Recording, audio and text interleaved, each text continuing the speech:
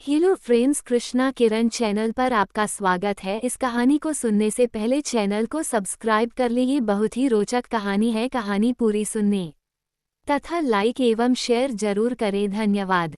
प्रेमा भाग 3। झूठे मददगार। प्रेमा भाग 3। झूठे मददगार।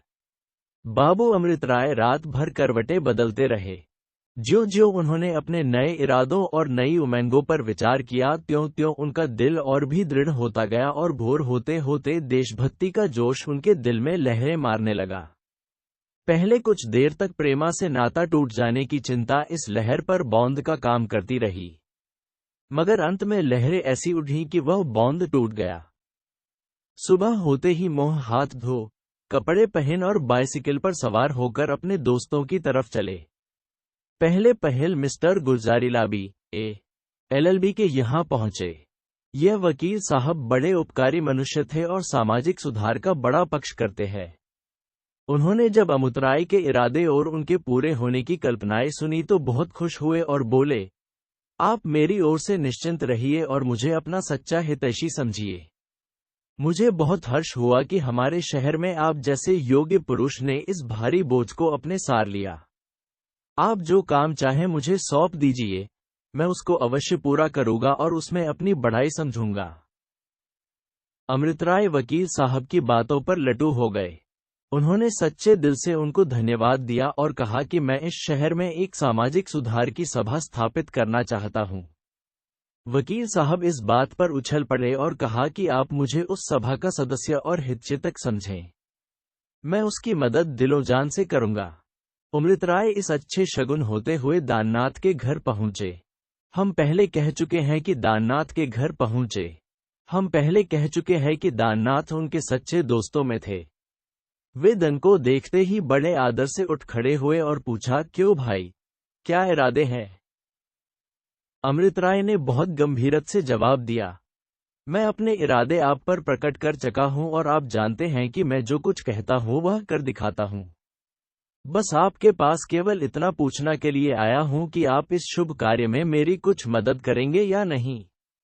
दाननाथ सामाजिक सुधार को पसंद तो करता था, मगर उसके लिए हानि या बदनामी लेना नहीं चाहता था। फिर इस वक्त तो वह लाला बद्री प्रसाद का कृपापात्र भी बनना चाहता था। इसलिए उसने जवाब दिया, अमृतराय, तुम जानते हो कि मैं हर काम में तुम्हारा साथ देने को तैयार हूं। रुपया, पैसा, समय सभी से सहायता करूंगा, मगर छिपे छिपे। अभी मैं इस सभा में खुल्लम खुल्ला सम्मिलित होकर नुकसान उठाना उचित नहीं समझता, विशेष इस कारण से कि मेरे सम्मिलित होने से सभा को कोई बल नहीं पहुंचेगा। बाबू अमृतराय ने अधिक वादानुवाद करना अनुचित समझा। इसमें संदेह नहीं कि उनको दाननाथ से बहुत आशा थी, मगर इस समय वह यहाँ बहुत न ठहरे और विद्या के लिए प्रसिद्ध थे। जब अमृतराय ने उनसे सभा संबंध बातें की तो वह बहुत खुश हुए। उन्होंने अमृतराय को गले लगा लिया और बोले, मिस्टर अमृतराय, तुमने मुझे सस्ते छोड़ दिया। मैं खुद कई दिन से इन्हीं बातों के सोच विचार में डूबा हुआ हूं।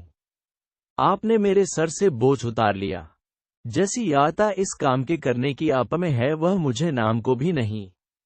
मैं इस सभा का मेंबर हूं। बाबू अमृतराय को पंडित जी से इतनी आशा न थी। उन्होंने सोचा था कि अगर पंडित जी इस काम को पसंद करेंगे तो खुल्लम खुल्ला शरीक होते झिझकेंगे, मगर पंडित जी की बातों ने उनका दिल बहुत बढ़ा दिया। यहां से निकले तो वह अपनी ही आंखों में 2 इंच ऊंचे मालूम होते थे। अपनी अर्थसिद्धि के नशे में झूमते झामते और मूंछों पर ताव देते NB अग्रवाल साहब की सेवा में पहुंचे। मिस्टर अग्रवाला अंग्रेजी और संस्कृत के पंडित थे, व्याख्यान देने में भी निपुण थे और शहर में सब उनका आदर करते थे। उन्होंने भी अमृतराय की सहायता करने का वादा किया और इस सभा का ज्वाइंट सेक्रेटरी होना स्वीकार किया। खुलासा ये कि 9 बजते बजते अमृतराय सारे शहर के प्रसिद्ध और नई रोशनी वाले पुरुषों से मिल आए और ऐसा कोई न था जिसने उनके इरादे की प्रशंसा न की हो या सहायता करने का वादा न किया हो। जलसे का समय 4 बजे शाम को नियत किया गया। दिन के 2 बजे से अमृतराय के बंगले पर लजसे की तैयारियां होने लगीं। फर्श बिछाए गए, छत में झाड़ फानूस हौडियां लटकाई गईं, मेज और कुर्सियां सजाकर धरी गई और सभासदों के लिए खाने पीने का भी प्रबंध किया गया। अमृतराय ने सभा के लिए एक नियमावली बनाई, एक व्याख्यान लिखा और इन कामों को पूरा करके मेंबरों की राह देखने लगे। 2 बज गए, 3 बज गए, मगर कोई न आया। आखिर 4 भी बजे, मगर किसी की सवारी न आई। हाँ, इंजीनियर साहब के पास से एक नौकर यह संदेश लेकर आया कि मैं इस समय नहीं आ सकता। अब तो अमृतराय को चिंता होने लगी कि अगर कोई न आया तो मेरी बड़ी बदनामी होगी और सबसे लज्जित होना पड़ेगा। निदान इसी तरह 5 बज गए और किसी उत्साही पुरुष की सूरत न दिखाई दी। तब अमृतराय को विश्वास हो गया कि लोगों ने मुझे धोखा दिया। मुंशी गुलजरीलाल से उनको बहुत कुछ आशा थी। अपना आदमी उनके पास दौड़ाया, मगर उसने लौटकर बयान किया कि वह घर पर नहीं है, पोलो खेलने चले गए। इस समय तक 6 बजे और जब अभी तक कोई आदमी न पधारा तो अमृतराय का मन बहुत मलिन हो गया। ये बेचारे अभी नौजवान आदमी थे और यद्यपि बात के धनी और धुन के पूरे थे, मगर अभी तक झूठे देशभक्तों और बने हुए उद्योगियों का उनको अनुभव न हुआ था। उन्हें बहुत दुख हुआ। मन मारे हुए चारपाई पर लेट गए और सोचने लगे कि अब मैं कहीं मोह दिखाने योग्य नहीं रहा। मैं इन लोगों को ऐसा कटिल और कपटी नहीं समझता था। अगर न आना था तो मुझसे साफ साफ कह दिया होता। अब कल तमाम शहर में ये बात फैल जाएगी कि अमृतराय रईसों के घर दौड़ते थे, मगर कोई उनके दरवाजे पर बात पूछने को भी न गया। जब ऐसा सहायक मिलेंगे तो मेरे किए क्या हो सकेगा। इन्हीं ख्यालों ने थोड़ी देर के लिए उनके उत्साह को भी ठंडा कर दिया। मगर इसी समय उनको लाला धनुषधारी लाल की उत्साहवर्धक बातें याद आईं। वही शब्द उन्होंने लोगों के हौसले बंधिया थे। उनके कानों में गूंजने लगे, मित्रों, अगर जाति की उन्नति चाहते हो तो उस पर सर्वस्व अर्पण कर दो। इन शब्दों ने उनके बैठते हुए दिल पर अंकुश का काम किया। चौंक कर उठ बैठे, सिगार जला लिया और बाग की क्यारियों में टहले लगे। चौदनी छिटकी हुई थी। हवा के झोंके धीरे धीरे आ रहे थे। सुंदर फूलों के पौधे मंद मंद लहरा रहे थे। उनकी सुगंध चारों ओर फैली हुई थी। अमृतराय हरी हरी धूप पर बैठ गए और सोचने लगे। मगर समय ऐसा सुहावना था और ऐसा आनंददायक सन्नाटा छाया हुआ था कि चंचल चित्त प्रेमा की ओर जा पहुंचा। जेब से तस्वीर के पुर्जे निकाल लिए और चौदनी रात में उसी बड़ी देर तक गौर से देखते रहे।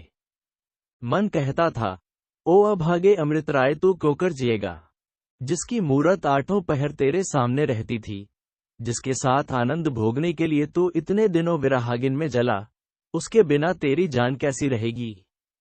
तू तो वैराग्य लिए है, क्या उसको भी वैरागिन बनाएगा। हत्यारे, उसको तुझे सच्चा प्रेम है, क्या तू देखता नहीं कि उसके पत्र प्रेम में डूबे हुए रहते हैं। अमृतराय अब भी भला है, अभी कुछ नहीं बिगड़ा। इन बातों को छोड़ो, अपने ऊपर तरस खाओ, अपने अरमानों के मिट्टी में न मिलाओ। संसार में तुम्हारे जैसे बहुत से उत्साही पुरुष पड़े हुए हैं। तुम्हारा होना न होना दोनों बराबर है। लाला बद्री प्रसाद मोह खोले बैठे हैं। शादी कर लो और प्रेमा के साथ प्रेम करो। बेचैन होकर, हाँ मैं भी कैसा पागल हूँ। भला इस तस्वीर ने मेरा क्या बिगाड़ा था जो मैंने इसे फाड़ा डाला। हे ईश्वर, प्रेमा अभी यह बात न जानती हो। अभी इसी उधेड़बुन में पड़े हुए थे कि हाथों में एक खत ला कर दिया। घबराकर पूछा, किसका खत है। नौकर ने जवाब दिया, लाला बद्री प्रसाद का आदमी लाया है। अमृतराय ने कौपते हुए हाथों से पत्री ली और पढ़ने लगे। उसमें लिखा था, बाबू अमृतराय, आशीर्वाद। हमने सुना है कि अब आप सनातन धर्म को त्याग करके ईसाइयों की उस मंडली में जो मिले हैं जिसको लोग भूल से सामाजिक सुधार सभा कहते हैं। इसलिए अब हम अति शोक के साथ कहते हैं कि हम आपसे कोई नाता नहीं कर सकते। आपका शुभचिंतक, बद्री प्रसाद। इस चिट्ठी को अमृतराय ने कई बार पढ़ा और उनके दिल में अग खींचातानी होने लगी। आत्मस्वार्थ कहता था कि इस सुंदरी को अवश्य ब्याहों और जीवन के सुख उठाइयो। देशभक्ति कहती थी, जो इरादा किया है उस पर अड़े रहो। अपना स्वार्थ तो सभी चाहते हैं, तुम दूसरों का स्वार्थ करो। इस अनित्य जीवन को व्यतीत करने का इससे अच्छा कोई ढंग नहीं है। कोई 15 मिनट तक ये लड़ाई होती रही। इसका निर्णय केवल 2 अक्षर लिखने पर था।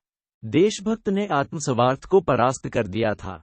आखिर वहां से उठकर कमरे में गए और कई पत्र कागज खबर करने के बाद ये पत्र लिखा। महाशय, प्रणाम। कृपा पत्र आया। पढ़कर बहुत दुख हुआ। आपने मेरी बहुत दिनों की बंधी हुई आशा तोड़ दी। खैर, जैसा आप उचित समझे वैसा करें। मैंने जब से होश संभाला तब से मैं बराबर सामाजिक सुधार का पक्ष कर सकता हूं। मुझे विश्वास है कि हमारे देश की उन्नति का इसके सिवाय और कोई उपाय नहीं है। आप जिसको सनातन धर्म समझे हुए बैठे हैं, वह अविद्या और असभ्यता का प्रत्यक्ष स्वरूप है।